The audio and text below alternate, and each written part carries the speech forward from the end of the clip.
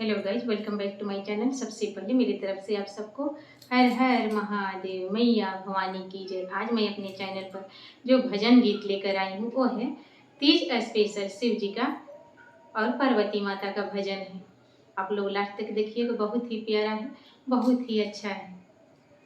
तीज के व्रत बड़ा पावन, बहुते सुहावन, बहुते सुहावन हो। गौरा भूखल बाड़ी भादो के तीजिया, त शिव पूज चलेली हो। सखिया भूखल बाड़ी तीज के बरतिया, त शिव पूजे जाएली हो। तीज के बरत बड़ी पावन, बहुत सुहावन, बहुत सुहावन हो। गौरा भूखल बाड़ी भादो के तीजिया, त शिव पूजे चलेली हो। गौरा भूखल बाड़ी भादो के तीजिया, त शिव पूजे चलेली हो। सखिया तीजिया के करेली बरतिया, त शिव पूजन चलली हो। ए सखिया तीजिया के करेली बरतिया, त शिव पूजे चलेली हो। पूजवा के थलिया सजावेली, दियवा जरावेली, दियवा जलावेली हो। ए सखिया शिवजी के चंदन लगावेली, चरनिया शिव के पूजेली हो।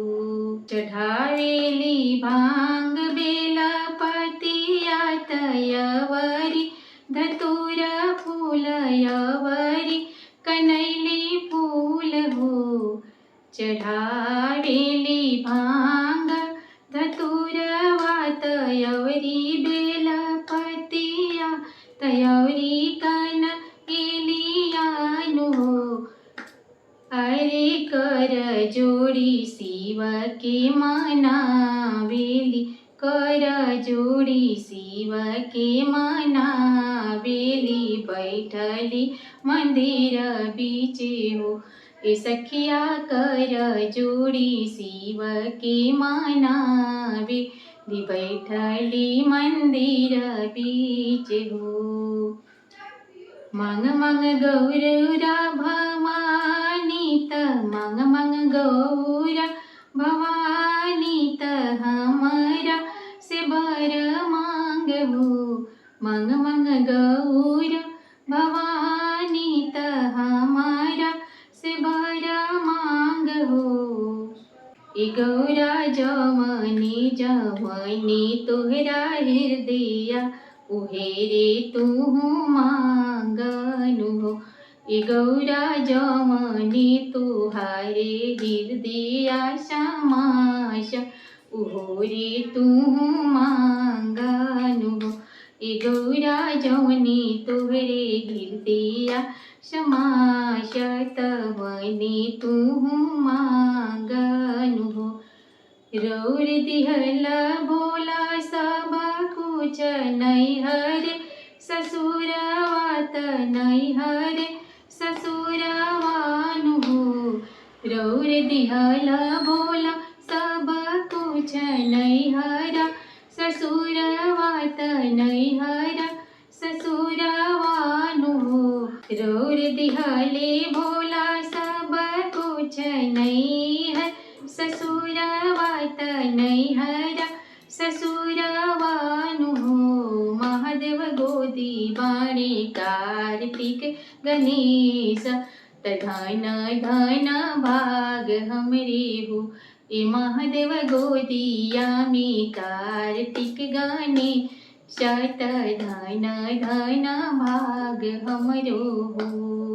रौर से हे बा निहोरवा, तई हे बा निहोरवानु हो।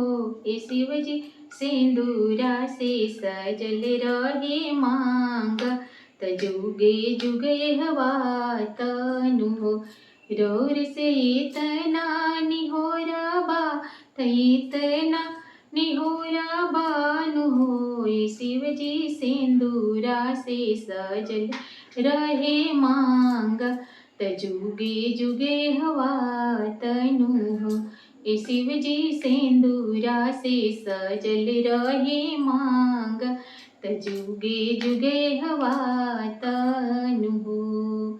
अगर मेरा ये तीज भजन आप लोग को अच्छा लगा होगा तो लाइक शेयर सब्सक्राइब जरूर कर दीजिएगा, और अगर नए होंगे तो बेल आइकन को प्रेस कर दीजिएगा ताकि मेरे नए नए वीडियो का नोटिफिकेशन आप लोग के पास तुरंत चला जाए। फिर मिलती हूँ अगले वीडियो में, तब तक मेरे तरफ से आप सबको हर हर महादेव, मैया भवानी की जय।